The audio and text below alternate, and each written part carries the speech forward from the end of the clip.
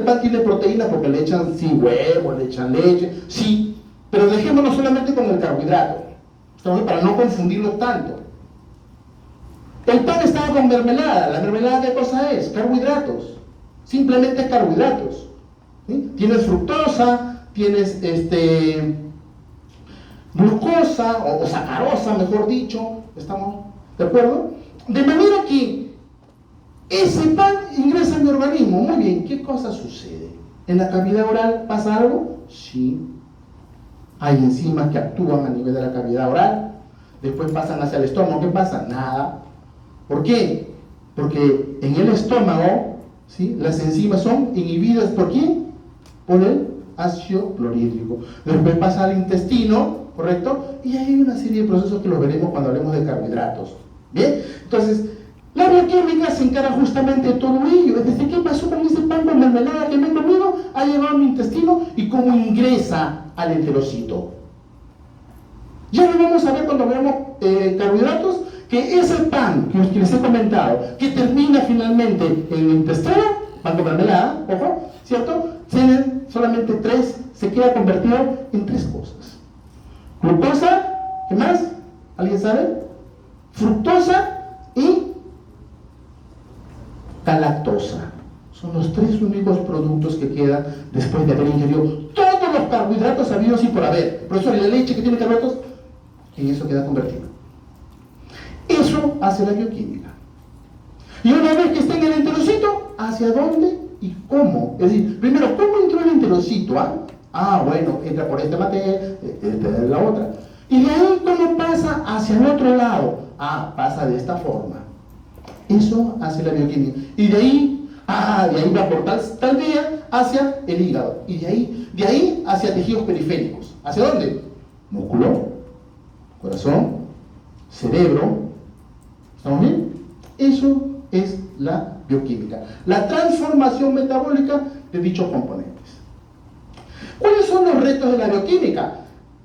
Debe explicar nuestras respuestas emocionales. La bioquímica busca, por ejemplo, explicar la alegría, la tristeza. Eso se explica desde el punto de vista bioquímico. ¿Bien? Si a alguno de ustedes de repente le agrada, de repente no, obviamente no todos tienen los mismos gustos, ¿han visto esta serie de Big Bang Theory? ¿Sí? Bien. En uno de los capítulos habla justamente sobre la expresión bioquímica, ¿no?, de la excitación. ¿Sí? Bien. También permite estudiar el mecanismo del conocimiento humano. Es decir, ¿cómo es que una persona, cómo es que ustedes, durante el desarrollo del curso, van a interiorizar los conocimientos que se les van a brindar en las diversas clases? También los procesos de crecimiento y diferenciación celular.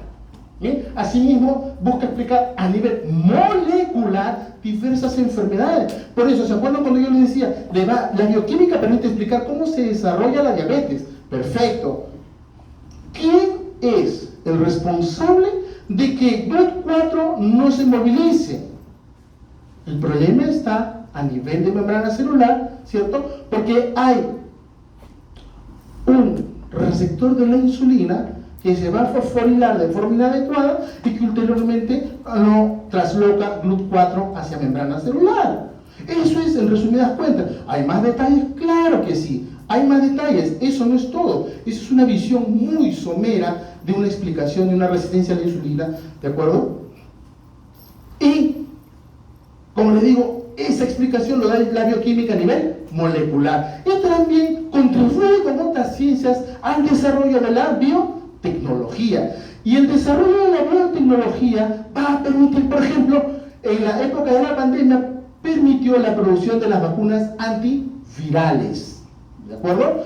También permite realizar diagnóstico prenatal, es decir, si hay un feto que está, obviamente, dentro de una madre que está gestando, la bioquímica va a permitir justamente realizar un diagnóstico de ese nuevo ser, bien, in situ.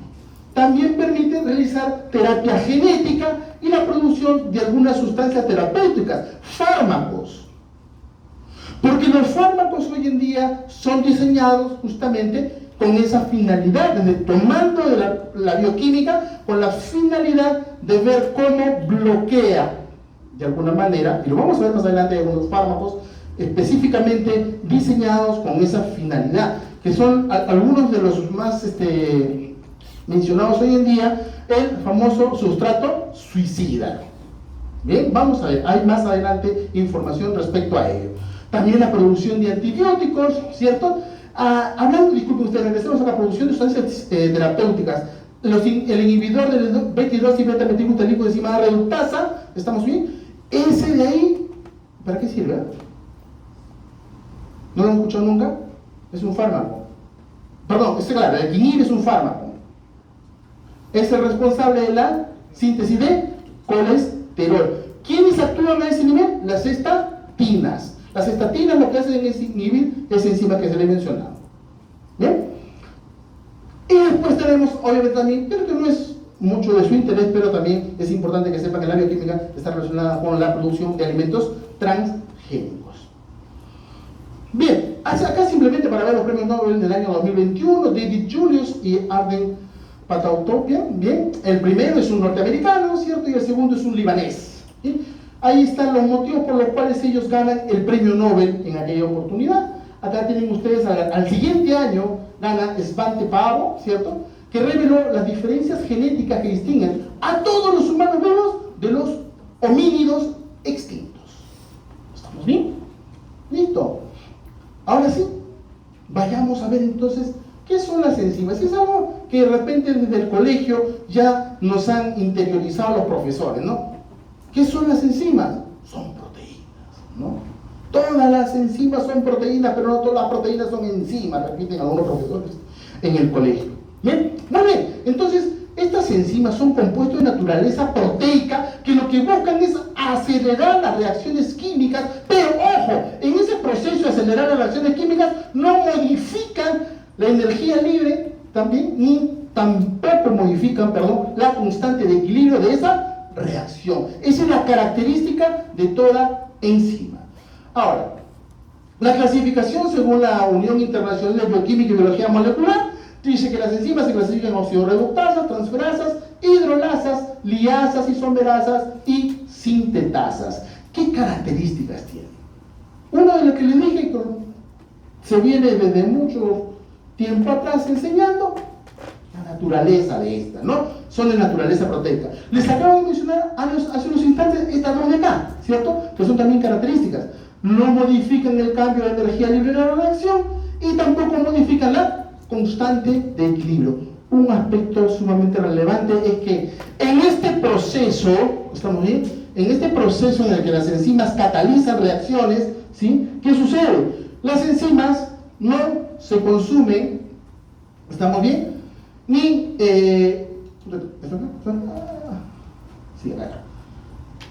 las enzimas no se consumen ni se producen durante la reacción.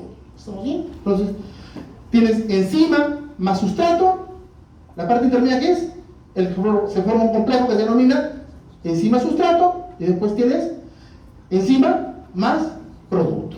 ¿Estamos bien? Durante todo ese proceso, la enzima se ha mantenido constante, está ahí, no desaparece, se mantiene tal cual. ¿Está bien? Pero, como digo, no se va a consumir, ni tampoco se va a producir. Altamente específicas, claro que sí, actúan sobre determinado tipo de sustratos, no actúan sobre cualquiera. ¿Bien? Y lo que les decía, ¿no? Actúan sobre un sustrato o limitado número de estos y tienen un rango de pH y también de temperatura. ¿Está bien? Un rango de pH y de temperatura. En ese rango es que funciona. Cuando la temperatura es mayor, como lo vamos a ver más adelante, no, porque inclusive puede desnaturalizarse. Y cuando el pH es más elevado o más bajo, también hay alteraciones que van a ocasionar que esa enzima no funcione de la manera adecuada. ¿Por qué son importantes? Porque sirven como pruebas auxiliares para diagnosticar algunas enfermedades. ¿Bien? Entonces, TGO, TGP, transaminasas, ¿estamos bien? Son enzimas, ¿sí? Son pruebas auxiliares que permiten ver, por ejemplo, daño hepático. El diseño de nuevos medicamentos, hay, como le digo, el famoso sustrato suicida, que lo que hace, como vas a ver más adelante, es simula la forma del sustrato con la finalidad que la enzima crea que ese es el sustrato. ¿Estamos bien? Diseño de nuevos medicamentos. Comprender procesos bioquímicos a nivel celular, ¿está bien? Y la descripción de diversas patologías a nivel molecular, como ya hemos venido conversando con ustedes desde el inicio de la reunión. Cuando tenemos una parte proteica como la apoenzima unida a un cofactor, estamos hablando de lo que se denomina una holoenzima. Además, ese cofactor puede ser de naturaleza inorgánica o puede ser de la naturaleza orgánica. Si ese cofactor es inorgánico, entonces se le van a unir iones metálicos. Pero si hablamos que es orgánica, la coenzima, ¿cierto? Estamos hablando que puede ser cosustrato.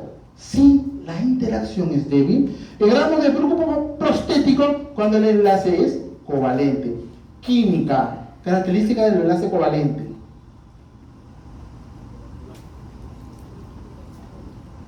Estudien, ¿sí?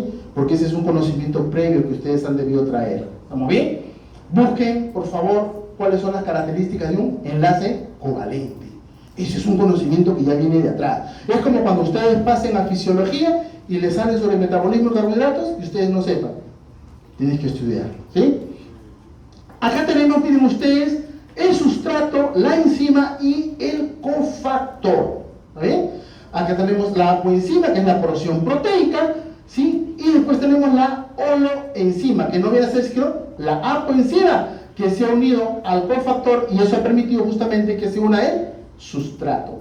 Acá lo que vamos a ver es la... ¿Alguien sabe quién es esta? Esta no viene a ser sino la enzima que se llama, acá dice, ¿no es cierto? Enzima. Esa enzima es la carboxipeptidasa A. ¿Está bien? Esta carboxipeptidasa A, ¿de acuerdo? Tiene este zinc, ¿cierto? Que justamente le va a permitir unirse aquí al sustrato. ¿Hay algunos detalles más? Sí, esta imagen la vamos a ver como 3 veces aproximadamente en la reunión del día de hoy. Cada una tiene una finalidad distinta. ¿Estamos bien? ¿Qué nos interesa en este caso? Pero el ion metálico, pues. ¿Estamos bien? El ion metálico está acá, es el zinc, que justamente es el que le permite unirse al sustrato. ¿Bien? Listo. Ahora, cuando hablamos acá, en estos, no sé si los que están al último logren ver, pero ven esta silueta, o esta estructura química, mejor dicho, que está un poquito más negrita que el resto de la estructura, ¿cierto? Esa no viene a ser sino ¿qué cosa? El NAD, que se ha unido a la enzima gliceraldehído 3-fosfato deshidrogenasa. ¿Estamos bien? El enlace mediante el cual está unido, ¿estamos bien? Son los, ese enlace son puentes de hidrógeno, ¿sí? Son enlaces débiles. Entonces ese NAD puede salir, puede liberarse. Acá vemos el grupo prostético. Miren ustedes, acá tenemos a la apoenzima. ¿Estamos bien? Ahí tiene 4 ¿qué cosa?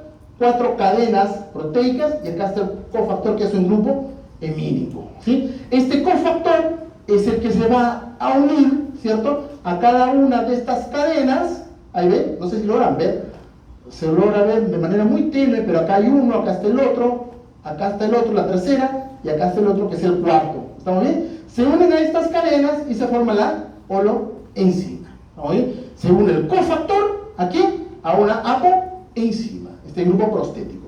¿Cuáles son las características que tienen las coenzimas? Las coenzimas tienen como característica bajo peso molecular, son termoestables, se unen a la apoenzima en el sitio activo con diferentes fuerzas de interacción. Por eso yo les he hablado de qué cosa, les he hablado del enlace covalente, ¿cierto? ¿Qué cosa es el enlace covalente? Es una fuerza de interacción, es un tipo de enlace. Por eso digo, revisen sobre el enlace covalente, porque más adelante, cuando vayamos a ver carbohidratos, también voy a hablar de enlace covalente. Entonces tienes que saber ya para ese momento qué es un enlace covalente. ¿Sí? La especificidad de la reacción en las que interviene va a depender de la apoenzima. Ojo que varias vitaminas van a ejercer su función justamente como ¿qué? Como coenzimas. Y eso lo vamos a ver en la siguiente lámina. Miren ustedes, ¿estas qué son? ¿Ahí dice por ahí? Sí, sí dice. Sí lo dice, ¿no? Ya la respuesta está acá arriba. Vitaminas del complejo B. ¿Estamos bien? que para cumplir su función biológica, por ejemplo, el clorhidrato de tiamina se convierte en pirofosfato de tiamina.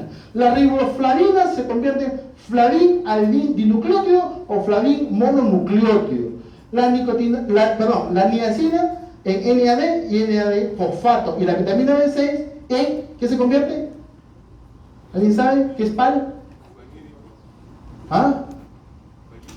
No. Sin miedo. Piridoxal. Acá tienen ustedes a la coenzima NAD, ¿se acuerdan? Glicerol, tiofosfato y deshidrogenasa, que lo veo viendo en una gráfica. Este es el oxidado y este es NADH, que este es el reducido. Bien, es una coenzima. ¿Cómo se expresa la actividad enzimática? La actividad se expresa como unidades de enzima. Y bueno, la unidad de enzima es la cantidad de enzima que cataliza la formación de un micromol de producto por minuto bajo condiciones definidas. Y la concentración de la enzima en solución se expresa como unidades por litro. Por ejemplo, en el plasma, ¿quieres ver cuál es la concentración de una enzima? Se expresa en unidades por litro. Eso lo ven ustedes en resultados de laboratorio. Las isoenzimas son las formas múltiples de enzima. ¿Iso? ¿Qué significa iso? ¿El prefijo iso? ¿Iso? Igual, ¿no es cierto? Son formas múltiples de enzima que se generan a partir de diferencias genéticas determinadas en su estructura primaria, ¿bien? Y que derivan de modificaciones de la misma estructura primaria. Ejemplo de ello es la lactato de deshidrogenasa, que tiene una serie de isoenzimas. Y cuando hablamos de formas múltiples de enzima, son proteínas que tienen la misma actividad enzimática y existen en la naturaleza como especies simples. Esta es una isoenzima, por ejemplo, la creatina quinasa. La creatina quinasa tiene sus unidades M y sus unidades B. La unidad M es acá, fácil, músculo, ¿cierto? Y esta también es fácil. B, ¿por qué? Cerebro, ¿no es cierto? Por su abreviatura de el inglés, ¿cierto? Brain. Muy bien, en el músculo esquelético y en el corazón lo encontramos como MM, músculo. Sin embargo, en el cerebro ya no hay MM, pues. En el cerebro y en el riñón están bajo la forma de BB. Por otro lado, en el corazón, ¿sí? Y también en el músculo esquelético, en un 20 a un 30%, porque se acuerdan que les dije, el corazón y el músculo esquelético, ¿qué cosa es? MM. ¿Sí? Pero entre un 20 y un 30% siempre en el corazón y el músculo esquelético podemos encontrarlo bajo esta forma, NB. Ahora, ¿para qué nos sirve esto? Fácil. Miren ustedes, estábamos hablando de creatina quinasa, ¿cierto? Isoenzimas o isoenzimas. En el infarto de miocardio, miren ustedes, esta creatina quinasa 3 está igual, ¿no es cierto? Claro que sí. Esta creatina quinasa 2, estamos hablando de corazón, ¿cierto? Muy bien. Si es corazón, es MM. ¿Qué es lo que hay en menor porcentaje? MB, exacto. Y ahí está, creatina quinasa 2, MB. Pero bien, hasta ahí vamos bien. Infarto de miocardio, ¿qué sucede? Como hay daño, ¿cierto?, en el músculo, eso va a ocasionar la liberación de la enzima de manera tal que se va a encontrar mayor cantidad de creatina quinasa 2, que es la MB. Miren ustedes acá, ¿cierto? Esto es normal, correcto. Infarto de miocardio, esta es una electroforesis. ¿Está muy bien? Entonces, en el miocardio, en el infarto de miocardio, ¿qué vas a encontrar? Vas a encontrar creatina quinasa 2 más elevada. Y eso es justamente lo que a ustedes les va a servir para diagnosticar si el paciente ha tenido o no infarto de miocardio. ¿Sí? Entonces, por eso les digo la importancia de la bioquímica. Sitio activo, que antiguamente también se le denominaba centro activo. ¿Sí? El sitio activo es aquel que le va a permitir al sustrato unirse a la enzima. Eso es el sitio activo. ¿Sí? Su conformación puede ser complementaria o se torna complementaria a este. Eso lo vamos a ver en la siguiente diapositiva, qué es lo que sucede. ¿Está bien? Hay dos teorías respecto a ello, por si acaso. ¿Sí? Una es, le voy adelantando, una es llave cerradura y el otro es encaje inducido. ¿Bien? Pero le voy dando un adelanto. Ahora, solamente cuando el sustrato se liga a este sitio es transformado en producto.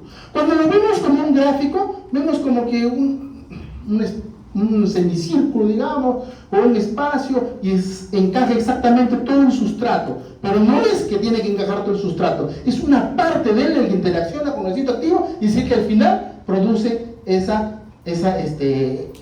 produce que tenga la acción catalítica. ¿Bien?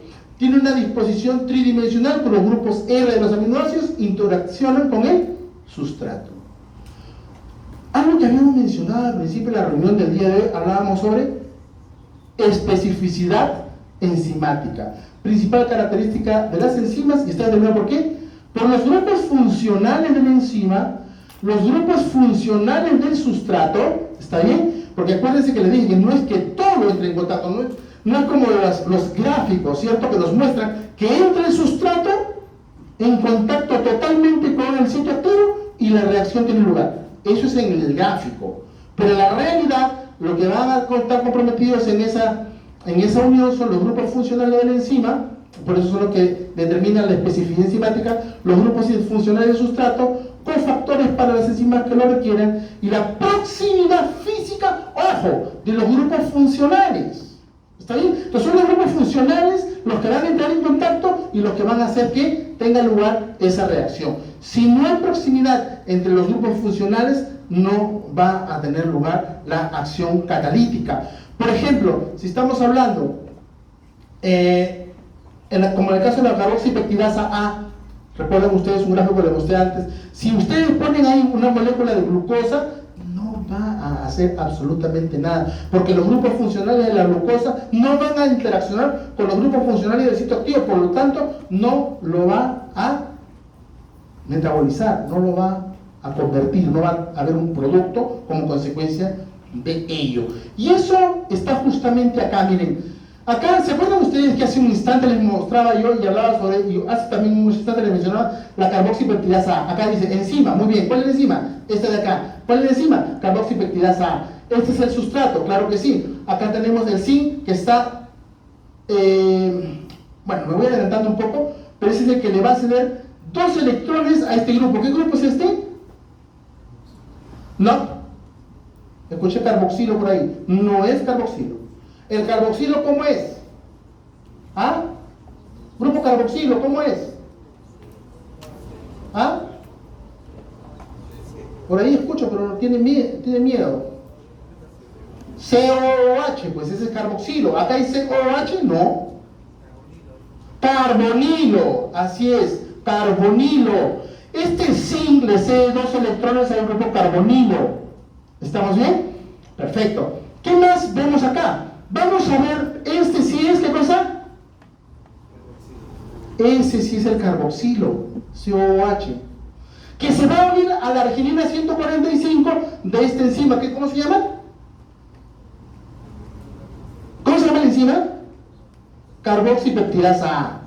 ¿Está bien? Se une entonces mediante este de acá, ¿está bien? Mediante este enlace carboxilo, ¿estamos bien? Además, tenemos que tener en consideración que también acá está una tirosina 248, ¿correcto? Que lo que tiene ahí es el enlace, espérense un rato, no es, un segundito, este es el enlace de los puentes de hidrógeno, ¿estamos bien? Acá hay puentes de hidrógeno, ¿estamos bien? ¿Sí? Este de acá, el puente de hidrógeno, y ese puente de hidrógeno tiene un ángulo de ¿cuánto? ¿Cuánto es el ángulo del puente de hidrógeno? Química básica, quinto de secundaria. ¿Perdón? Ángulo del puente de hidrógeno. ¿Cuánto? 30 grados. Por favor. Este curso, por eso se llama bioquímica. ¿Estamos bien? Por eso se llama bioquímica. No tiene otro nombre. Su fundamento está en ¿dónde? En la química. Muy bien, entonces se une, ¿sí? Enlaces de los puentes de hidrógeno, ¿correcto? Bien, acá tenemos la tirosina 248, puentes de hidrógeno, tenemos la unión de los grupos carboxilo con la arginina 145 y ¿cómo se llama? Acá le dije que el zinc le cede cosa, 2 electrones acá a este oxígeno, que ulteriormente lo que va a permitir eso es justamente que se rompa el péptido. ¿Bien? Listo. ¿Y qué es lo que estamos viendo acá? La especificidad enzimática. ¿Sí? Este interacciona con este. Titosina 248 con este de acá. Arginina 145 con el grupo carboxilo. Y este zinc le cede los electrones al grupo carbonilo. Especificidad. No va a interaccionar con otro que tenga unas características que sean disímiles a ello. ¿Bien? Listo. Entonces, permite que se conciba un metabolismo ordenado, tiene varios grados, de muy elevada especificidad, la enteroquinasa. ¿Está bien? Que convierte el tripsinógeno en tripsina. ¿Sí? Muy bien. Esa es de muy elevada especificidad. De alta especificidad, fosfatasa ácida. De relativa especificidad, la fosfatasa alcalina. ¿Estamos bien? Las específicas para un primer sustrato, pero inespecíficas para el segundo sustrato. ¿Cuál? ¿Qué enzima? Ojo, lo que viene en el examen no solamente lo que está en la lámina. ¿Estamos bien? Bueno, el profesor no está en la lámina. Lo siento, te lo dije en teoría. ¿Sí? Listo. Entonces, les hago la aclaración porque después, con justa razón, quizás, no con justa, sino con razón, de repente no estuvo en clase, no escuchó, profesor, pero esa pregunta no está en su lámina. Tienes razón, ¿asististe a la teoría? No. Ah, bueno, pues debiste asistir. ¿Sí? ¿Dónde me quedé? Específico para el primer sustrato, pero inespecífico para el segundo sustrato. ¿Cuál? La que los caballeros tienen bien desarrollada. Así es, la alcohol deshidrogenasa. ¿Bien? La alcohol deshidrogenasa, ¿de acuerdo? Es específica para el primer sustrato, que ¿cuál es? El NAD. ¿Bien? El NAD. ¿Y el segundo sustrato cuál es? El segundo sustrato es inespecífico, puede ser etanol, metanol, butanol, propanol, pentanol, cualquiera de ellos. ¿Está bien? Y finalmente las estereoespecíficas, ¿no? Que buscan la especificidad en la estructura química que tienen, ¿cierto? Que, por ejemplo, cogen el lactato y no cogen del lactato. ¿Está bien? Por la estereoespecificidad. Muy bien, acá está lo que estábamos conversando hace un instante, ¿cierto? Fosfatasa ácida, alta especificidad, pueden ser 2 o 3, acá hay 2, para nitrofenilfosfato y fenilfosfato. La fosfatasa alcalina, relativamente específica, tienen ahí ustedes, miren, 1, 2, 3, 4, 5, 6, 7 tienen ahí, ¿no? Fenilfosfato, ribosa 5, glucosa 6 fosfato. ¿Qué tiene que tener? Fosfato. ¿Estamos bien? Listo. Las enzimas interconvertibles, esto es algo que vamos a ver en carbohidratos. Fosforilasa B, cuando se convierte en fosforilasa A. ¿Bien? La fosforilasa B está inactiva y requiere de una quinasa y de ATP para que se convierta en fosforilasa A y de esa manera se activa. ¿Bien? Las enzimas interconvertibles son aquellas que existen por lo menos en dos formas bien definidas. Una y dos. Son dos formas bien definidas. ¿Está bien? La conversión de una forma en la otra ocurre por modificación covalente de las cadenas laterales de los aminoácidos en condiciones biológicas. No se consideran las modificaciones que ocurren durante la secuencia catalítica. ¿Estamos bien? Ahora, esta fosforilasa B, miren ustedes, si tiene ATP acá, ha habido una quinasa y se queda en ADP, ¿qué cosa tiene esa fosforilasa A que no tiene la fosforilasa B? Lógica. No necesita... Caballerito, por favor, si quieres jugar con tu telefonito, allá afuera. Lo veo hace rato que está que bosteza, se aburre, duérmase. Un sano consejo. Duérmase, que no me distraiga. Ya está bien grandecito para esas cosas, ¿no? ¿Cuántos años tiene, señor? 20, justo le decía 20. No sé por qué. Entonces, por favor, ¿sí? Me distrae. ¿Se ha dado cuenta que hace rato lo vengo viendo? Me distrae. Eso es lo malo. Bien, ¿qué tiene la fosforilasa A que no tiene la B? No me digan la letra, pues. No. No tengan miedo, yo sé que es primera clase, nadie sabe. Oigan, mis estimados estudiantes, si ustedes piensan que saben de todo, pásenme la voz. Hablo con el doctor Bócoli para que le dé una vez tu título. ¿Eh? Médico cirujano, especialista en lo que quiera. Están para aprender. ¿Sí? Te equivocas, te equivocaste. ¿Cuál es el problema? El que no se equivoca, no aprende. Así de sencillo. El que no se equivoca, no aprende. Miren, es lógica. Si acá tienes ATP, hay una quinasa, y acá tienes ADP, ¿qué cosa tiene la fosforilasa A que no tenga la D? ¿Ah? Fosfato, pues, el fosfato. Lógica. Adenosin trifosfato, adenosin difosfato. Lógica. ¿Qué le diste? El grupo fosfato. Y teniendo el grupo fosfato, está activado, va a cumplir su función. Pero quiero inactivarla, claro que sí. Porque vamos a ver en carbohidratos que esta necesita activarse y desactivarse. ¿Ya? Eso no quiero confundirlo, simplemente quiero que lo sepan, nada más. Bien, entonces esta fosforilasa A, ¿qué hace? Ahí está, inclusive acá está la respuesta, miren ustedes. ¿Sí? Pues no se los dije porque no, obviamente era muy obvio. Entonces, con una fosfatasa, bioquímica es tan difícil, digo yo, ¿no? Siempre les digo, la bioquímica es difícil. ¿Para qué sirve la fosfatasa? Saca el grupo fosfato. ¿Estamos bien? ¿Estaba acá? Sí, muy bien. Ya no está ahí, ahora está por acá. Perfecto. Se quedó sin el grupo fosfato y se quedó sola y por lo tanto se desactivó. Muy bien. Efecto de la concentración del sustrato. Hace más o menos como 120 años atrás lo que hacían era lo siguiente. Colocaban diferentes concentraciones de sustrato en un medio en el cual tenían el tampón, ¿estamos bien? ¿Sí? Y la enzima. Y ponían diversas concentraciones de sustrato. Lo que se observó es que llegaba un momento en que se alcanzaba una especie de saturación, ya no había más que hacer. ¿Estamos bien? Entonces, ¿qué había? Comenzaba a aumentar. ¿Qué aumenta? La velocidad. ¿Estamos bien? ¿Este qué eje es? ¿Alguien sabe? ¿Qué eje es? Matemática. ¿Qué eje es? Las X. No puede. ¿Cómo así las X? Es lo más fácil, ¿no es cierto? ¿Ah? ¿Cómo se llama este? Oigan, ni química, ni matemática, lenguaje podrás... ¿Ah? Abscisas, pues este se ve que las abscisas. ¿Y este es? ¿Ah? ¿Desordenadas? No, coordenadas, ¿no es cierto? Ordenadas, así es. Entre las abscisas, ¿qué coordenan las abscisas? La concentración del sustrato y acá la velocidad, ¿de acuerdo? De la reacción. Y vean ustedes que llega un momento en que se satura. Llega un momento en que ya no hay mayor formación pero ya no hay mayor velocidad. Ahí llega. Ahí termina, ahí se acabó todo.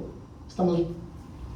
De manera tal que, si trazas una línea paralela al eje de las abscisas, a la mitad de la velocidad máxima, que es donde llegó la saturación, ¿estamos bien? Y de ahí trazas una línea perpendicular ¿a quién? Al eje de las ordenadas, vas a obtener el valor de Km. Y este es un término tan sencillo y que muchos se equivocan al momento de definirlo. ¿No está acá? La otra. Bueno. Km, ¿qué cosa viene a ser? Mejor lo retrocedemos acá. Km es la concentración de sustrato con el que se alcanza la mitad de la velocidad máxima. No digamos otra cosa más que eso. Es eso y nada más que eso. Concentración de sustrato. Grábense en su cabecita, grábense este gráfico. Concentración de sustrato con la que se alcanza la mitad de la velocidad máxima. Nada más. ¿Km qué es eso? ¿Y qué es Km? ¿Qué significa Km?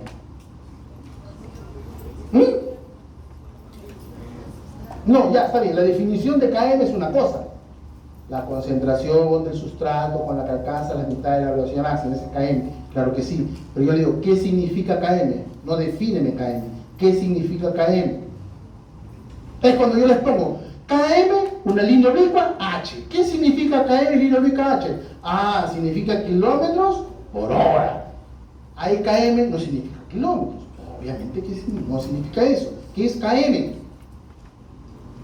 es la constante de Michaelis. Y por eso vamos a hablar ahora justamente de la hipótesis de Michaelis y Menten. Esta hipótesis fue propuesta en el año 1913, que hoy en día se le denomina la hipótesis de aproximación al equilibrio. ¿Recuerdan ustedes que ya hace como 10 minutos aproximadamente les venía yo diciendo que tienes enzima, ¿sí? ¿Más qué? Más sustrato. ¿Qué formas? El complejo enzima-sustrato, y finalmente tienes enzima más producto. Eso de alguna manera lo ves acá. En ese entonces, cuando Michaelis y Menten plantean su hipótesis, ¿sí? Solamente sabían que la enzima es un catalizador, no sabían obviamente que era una proteína, simplemente sabían que era un catalizador. La enzima y el sustrato reaccionan rápidamente para formar, ya les dije cosa, el complejo enzima-sustrato. ¿Estamos bien? Y solamente un simple sustrato y un simple complejo enzima-sustrato son los participantes de la reacción. Este complejo se descompone en enzima más producto y terminó todo. Esa es la hipótesis de Michaelis y Menten. Esto es lo mismo, ¿cierto? Enzima más sustrato, complejo enzima sustrato, y tienes enzima más producto. Se acabó, no hay más. Esta es la propuesta de Briggs y Haldane en el año 1925, obviamente 12 años después de Michaelis y Menten, que es la hipótesis del estado estable. ¿Y qué dice Briggs y Haldane? Dice que la velocidad con que se forma el complejo enzima-sustrato es igual a la velocidad de transformación de dicho complejo. Es decir, la manera como se forma. ¿Cómo se forma ES? Enzima más sustrato. La velocidad en que se forma a partir de enzima sustrato es la misma velocidad en que se transforma ese complejo en enzima más producto. Y ese complejo enzima sustrato puede regenerar a los reactantes enzima y sustrato para convertirse en enzima y producto.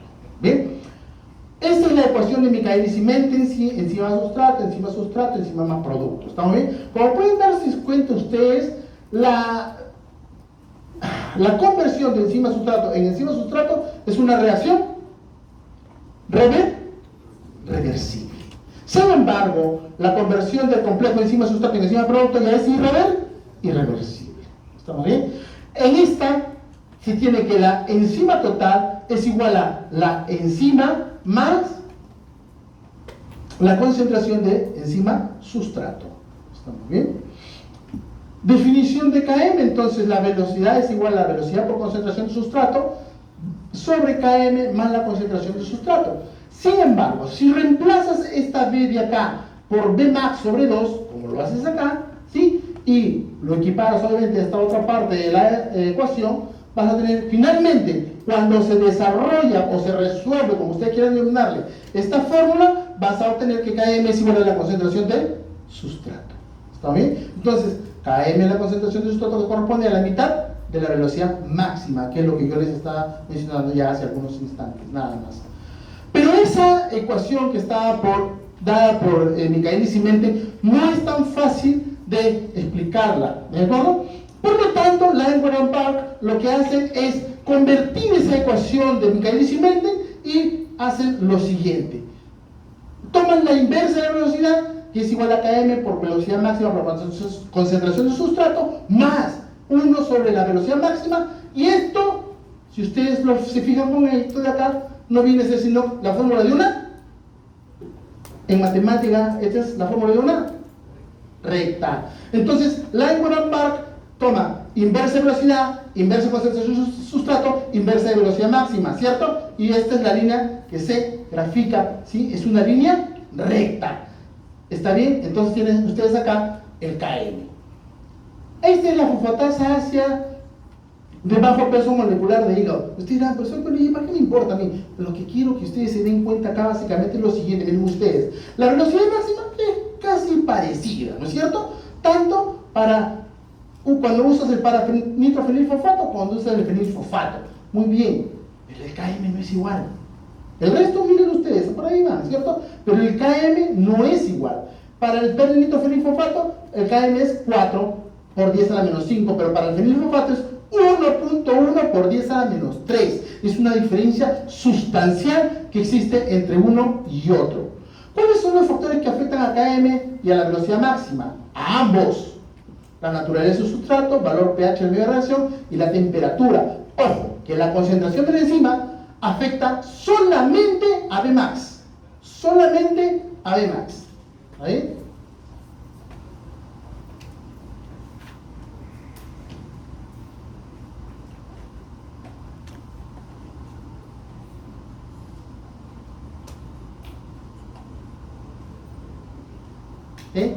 La segunda. ¿Por qué es importante entonces KM?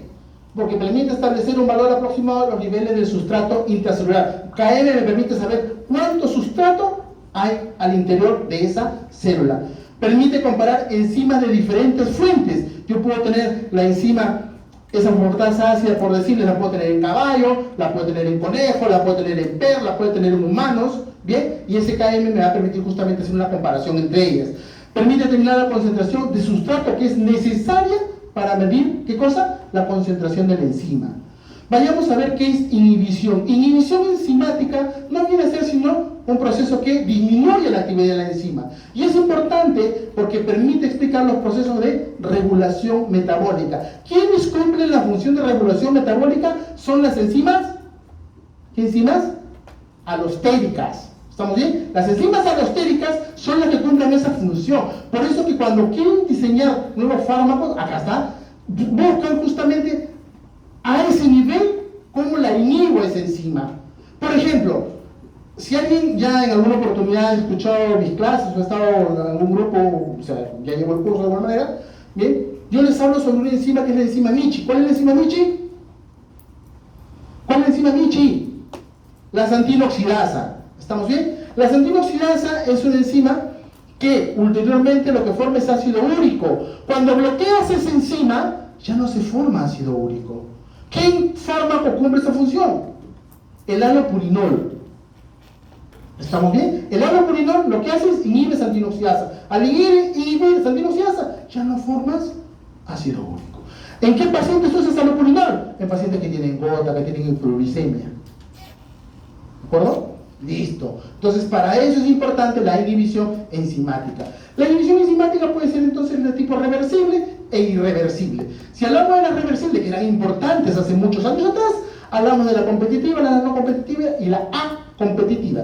Y la irreversible, de las cuales son más importantes hoy en día, hablamos de la unión por afinidad y el activado por la enzima, también denominado sustrato suicida, ¿ve? Del cual ya hemos hablado hace unos instantes. La enzimática reversible, como les decía, puede ser competitiva, no competitiva y acompetitiva. Cuando lo graficas experimentalmente en un gráfico en doble recíproca, en función de la concentración del inhibidor, van a poder diferenciarse. ¿Bien? Entonces, tiene la inhibición competitiva. ¿Qué hace? El inhibidor compite por el sustrato por el sitio activo, se pelea. Hoy sale, hoy no. Entonces, ¿quién gana? El inhibidor, ¿no es cierto? Entonces, el inhibidor, esta es la competitiva, ya. Se liga al sitio activo, lo reemplaza. ¿Estamos bien? Ya no entra el sustrato. ¿Entra quién? El inhibidor. ¿Estamos bien? No se une al complejo enzima-sustrato. Claro, pues ¿cómo se une al complejo enzima-sustrato? Si no se puede formar, ¿cierto? Muy bien. Entonces, cuando hablas de un gráfico de doble recíproca, no se modifica Vmax y el valor de Km se incrementa. No hay modificación de Vmax y el valor de Km se incrementa, como ustedes ven acá. ¿No es cierto? Vmax igualito, Km se incrementa. Ahí está. Acá está, rapidito nomás miren ustedes. Sustrato, entra ahí encima, claro que sí. Pero cuando entra el inhibidor competitivo, ocupa el espacio que le corresponde al sustrato. Por eso ya no puede haber el complejo enzima-sustrato. La no competitiva no compite, pues, ¿cierto? Qué difícil, ¿no? No compite. Entonces, el inhibidor se liga ¿a quién? A la enzima. Se forma el complejo enzima-inhibidor o el complejo enzima-sustrato y además se forma el complejo enzima-sustrato-inhibidor. ¿Bien? Este inhibidor se une a un lugar distinto al sitio activo de la enzima. ¿Está bien? Y igual, ese gráfico que viene a continuación, Km no se modifica y Vmax disminuye. Ahí está. ¿no? Bmax disminuye, acá está Bmax. Este Bmax disminuye. Y KM, igualito, no se modifica. Ahí dice lo mismo, no cambia KM, disminuye Bmax. Y ahí está, ¿cierto? Miren ustedes, ¿está compitiendo por el sitio activo? No, ha entrado por acá. ¿Estamos bien? Ha entrado por otro sitio. Y al entrar por otro sitio ha modificado. Y ya se forma el complejo enzima sustrato. Sí, se forma el complejo enzima sustrato. Ahí está. Pero es enzima, sustrato, inhibidor. ¿Listo? La A competitiva. En la A competitiva, el inhibidor se liga al complejo enzima sustrato, formando el complejo enzima sustrato inhibidor. ¿Qué es lo que va a suceder? Ahora les muestro en la siguiente gráfica para que se vea mejor. Pero lo que tienen que ver ustedes es que disminuye Bmax y disminuye valor de KM, como observan ustedes acá. Disminuye Bmax y disminuye KM. ¿Estamos bien? Listo. Ahora, ¿qué es lo que va a observar? Esto de acá. Cuando dice que se forma enzima sustrato inhibidor. Profesor, pero usted también habló que había otro, ¿cierto? Que es la no competitiva, que se une también al complejo enzima sustrato. La diferencia es que acá no se está uniendo en este lado, no hay un sitio específico, sino que al momento de que el sustrato ingresa al sitio activo, se forma un espacio para el inhibidor competitivo. Claro, como el agua del río Rima, ¿cierto? Bien. Después pasamos a irreversible, que son unión por afinidad,